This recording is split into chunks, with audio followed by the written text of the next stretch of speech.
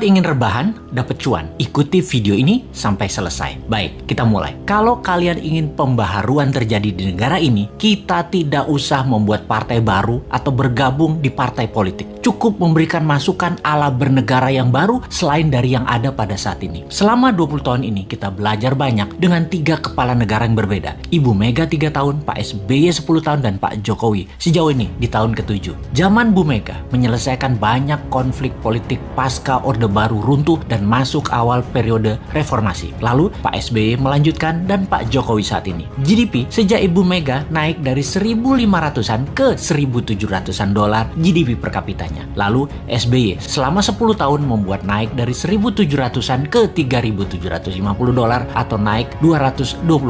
Dan alhamdulillah saat ini selama 7 tahun bisa naik dari 3.750-an ke 4.050-an. Naik hanya 20%-an. Luar biasa prestasi mereka. Apa arti GDP per kapita secara sederhananya? Yaitu pendapatan 1 tahun kira-kira 4.000 dolar adalah satu orang bangsa Indonesia adalah pendapatannya 60 juta rupiah. Tentunya realitanya adalah ada yang pendapatannya 60 miliar setahun, ada yang nol, nggak menghasilkan apa-apa. Ini tercatat di indeks Gini namanya atau Gini rasio yang kalau kita bawa ke sini merah semua kuping pejabat sekarang. Faktanya indeks Gini adalah gaps kaya miskin terlalu lebar dan 3 presiden terakhir berusaha memperkecil jarak ternyata tidak berhasil juga. Atau bahasa lainnya, perbedaan kaya miskin yang melebar itu adalah pemerintahan tidak bisa membawa keadilan yang hakiki secara ekonomi akar rumput. Maklum, yang kaya yang mengendalikan 70% peredaran uang ekonomi nasional adalah hanya 10% dan sisanya yang 30% kekayaan nasional itu diperebutkan berdarah-darah oleh 90% masyarakat. Dalam masa pandemi, pertumbuhan ekonomi ambyar. Pandemi mengganggu 70% ekonomi, namun beliau-beliau yang di atas ternyata tetap mendapatkan 70% dukungan masyarakat hasil surveinya. Ini survei di mana ya dilakukannya ya? Oke, kita lanjut. Membaca tetap populer. Ada 2 kemungkinan. Pertama, tidak ada tokoh lain yang memberikan solusi yang capable. Kedua, bahwa sadarnya sudah masuk kebenaran hakiki bahwa ke surga ikut, ke neraka ikut selama sama pejabat-pejabat saat ini yang berkuasa. Semua bener aja pejabat ini. Generasi New Mind menyadari keduanya tidak boleh terjadi, yaitu tidak ada tokoh dan tidak paham ada pengetahuan lain yang lebih cocok untuk membuat Indonesia lebih berdaulat. Atau taat buta karena takut posisinya diambil oposisi yang nanti bisa hilang cuannya. Begini sahabat, kita harus memberikan solusi plus cuan. Saat ini ada 600 video Bosman di YouTube channel yang cukup untuk menjadi bahan kajian dan kembangkan sesuai platform partai kalian masing-masing kalau Anda politikus. Silahkan adopsi, silahkan pakai, silahkan improvisasi. Ini adalah ilmu gratis untuk siapapun. Dalam strategi bernegara, Mardi Gunation itu NKRI garis lucu. Kita mempunyai visi yang disebut Dasa Cipta yang memiliki kekuatan bergerak bernama Forza Panarata. Forza Panarata adalah people movement. Bersama Dasa Cipta, monggo buatlah kekuatan di setiap daerah masing-masing untuk membahas konsep bernegara Indonesia ke depan. Gerakan ini gerakan penyadaran, sadar bernegara. Dasa Cipta bukan gerakan politik, bukan gerakan ekonomi, hanya konsep berpikir untuk bernegara yang sederhana. Dasa Cipta ketika dijalankan yang dibuka adalah kesamaan peluang bagi masyarakat untuk makmur, sehat, pinter dengan cepat.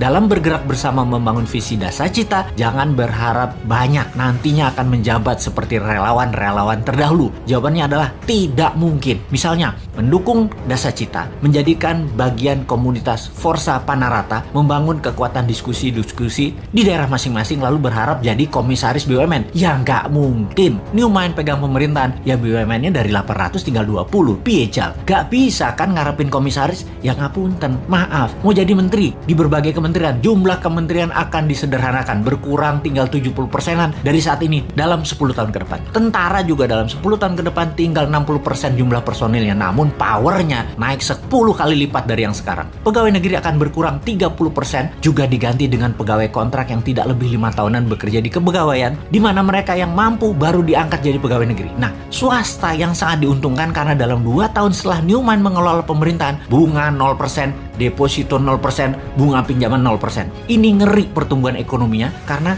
bagi UKM swasta yang usahanya minimum 1 tahun berjalan, usahanya kan banjir pinjaman super lunak bisa 5 kali dari nilai aset. Negara menjadi lebih swasta dan berpihak ke UKM ekonomi bernegaranya karena 70% perhatian sektor ekonomi memang pro rakyat. Bahkan salah satunya agar semuanya cepat, Newman berencana pupuk bagi petani nantinya tidak perlu BPOM izin. Namun kalau diketahui nantinya ada unsur yang mematikan, penjara 5 tahun produsennya. Jadi kalau sahabat mau bergabung menjadi Avengers-nya Newman, yaitu menyebarkan informasi-informasi cara cerdas bernegara, maka nantinya Anda hanya diuntungkan dari sisi kemudahan berusaha, banyaknya lapangan kerja di swasta tercipta. Maaf ya, jabatan komisaris tidak ada. Jabatan menteri tidak banyak. Jabatan pegawai negeri tidak banyak. Jabatan ketua badan-badan di negara ini juga berkurang jauh. Maaf banget ya, terima apa adanya konsep Newman secara utuh. Gak janji-janji banyak karena Newman bukan politikus dan pejabat yang pagi ngomong A, siang ngomong B, malam ngomong C,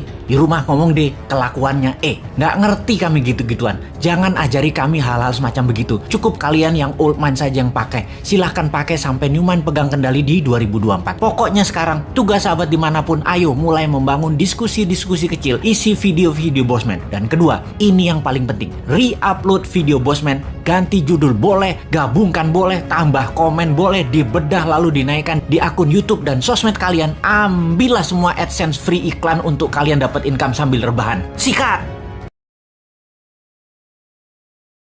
Mas, kita harus merubah lembaga pendidikan dengan ditambah ilmunya menjadi ada pelatihannya, ada workshopnya, dan ada pengkajiannya. Hingga produk akhir adalah knowledge. Bukan hanya sekolahan, bahkan Lemhanas harus menjadi lembaga seperti ini. Demikian pesan singkat di HP dari seorang pensiunan bintang 2 yang juga memiliki pengalaman di 3 negara sebagai atase pertahanan dan dubes di Tiongkok, Amerika, dan Inggris. Dia sangat ingin membuat lembaga think tank semacam Brookings Institute, Hudson Institute, Peter Peterson, Presiden Club, Noble House-nya Hong Kong, atau The Pyramids-nya Lee Kuan Yew. Dia tidak ingin menjabat, namun dia sadar bahwa Indonesia perlu memiliki lembaga kajian tingkat dunia. Di Indonesia ini kurang lembaga knowledge, karena knowledge itu hanya dipahami sebagai ilmu di sekolah. Benar, sekolah itu knowledge. Padahal bukan, pelajaran di sekolah bukan knowledge. Pelajaran di sekolah hafalan ilmu itu namanya masih data. Data digerakkan dengan pelatihan dan keterampilan berubah jadi informasi. Informasi itu juga masih belum knowledge. Informasi distrategikan dengan tindakan solutif yang baru, itu baru namanya knowledge. Sekolah itu data, sosmed itu data, berita itu data. Data diolah dengan keterampilan jadi informasi, informasi dikaji jadi knowledge. Jadi yang terjadi di dalam sistem edukasi di Indonesia adalah, kalau mau disederhanakan, sekolah itu sejak TK 2 tahun, SD 6 tahun, SMP 3 tahun, SMA 3 tahun, ditambah kuliah deh 5 tahun, 19 tahun sekolah. Ada berapa yang mempraktekkan membuang sampah di tempatnya, mengerti, tahu yang namanya ngantri, mengetahui bahwa sampah plastik merusak lingkungan dan tidak memakai plastik, menyadari bahwa karbon merusak lingkungan sehingga dia memutuskan tidak pakai bahan bakar minyak untuk mobil mereka, tetapi naik sepeda, jalan kaki, menanam pohon, dan lain sebagainya. Tidak akan jadi skill karena mereka tidak dilatih. Karena sekolah selama 19 tahun anak Indonesia hanya dicekoki data, tidak akan jadi gerak mereka itu. Gak mudah memang, gak gampang memang, dan hampir tidak mungkin dengan pola pikir anak bangsa Indonesia saat ini. Indonesia akan menjadi negara superpower di tahun 2045 kalau tidak diubah pola pikirnya menjadi orang yang memiliki keterampilan dan kemampuan mengkaji. Karena sekolah selama ini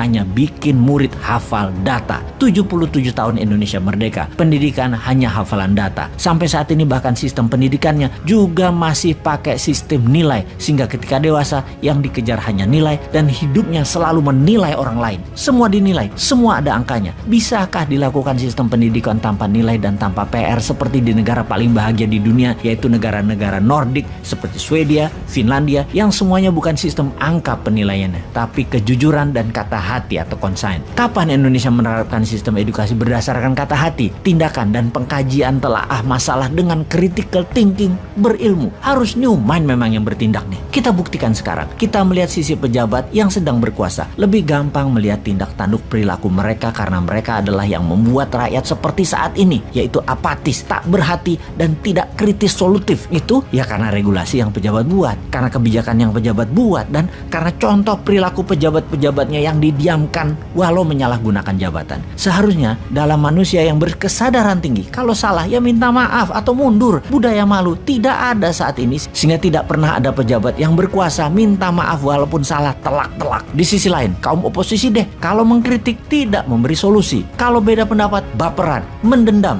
dengan akan membalas nanti ketika berkuasa. Keluhuran budi seperti saat ini mungkin terendah dalam peradaban berbangsa di Indonesia sekarang ini. Keinginan berkuasa dan menumpuk harta masih ada dan tidak berubah selama lebih dari 400 tahun, walau harus melacur diri, menjual harga diri demi harta dan tahta. Belanda dulu tuh ya berkuasa lama karena inlander berkhianat melayani yang punya kuasa dan yang punya harta, dan kali itu penguasanya adalah penjajah Belanda. Lama inlander pejabat ini yang menekan rakyat sesungguhnya. Sungguh bukan Belanda yang menekan rakyat. Orang Belanda mah sedikit di tanah air kita, yang banyak para abdi dalam, penjajah, penjilat yang diberi jabatan, yang memeras rakyatnya sendiri untuk kepentingan Belanda. Sungguh yang menekan rakyatnya ya pejabat putra bangsa yang tidak nasionalis, yang menjadi babu Belanda, yang membodohi rakyat selama ratusan tahun. Lalu zaman setelah kemerdekaan, negara asing masih bercokol namun kemasannya berbeda. Atas nama HAM, atas nama demokrasi, atas nama keuangan dunia, Amerika itu mencengkram Indonesia dan pejabatnya zaman Soeharto hingga zaman SBY seakan menjadi agennya Amerika. Lalu saat ini pejabatnya miring ke Tiongkok dan menjadi agen kemakmuran dan pelaksana kendali negara Tiongkok. Ada yang memungkiri hal ini saat ini? Masih tidak melihat kita dikangkangi penjajah yang dikemas berbeda, namun intinya sama. Indonesia tidak berdaulat dengan menggunakan kaki tangan putra bangsa yang gila harta untuk memeras dan menjajah bangsanya sendiri. Mau dikaji lebih dalam hal ini ya? Oke, siapa individu yang mumpuni untuk mengkaji hal ini? Mana kelompok yang mumpuni untuk mengkaji hal ini? Mana lembaga yang mengkaji hal ini? National Council di Indonesia itu tidak ada. Manusia kritis bersolusi di Indonesia itu dibungkam. Ya sudah, Anda dimanapun sahabat, sekarang yang mengkajinya. Ini semua demi Indonesia baru, demi New Mind.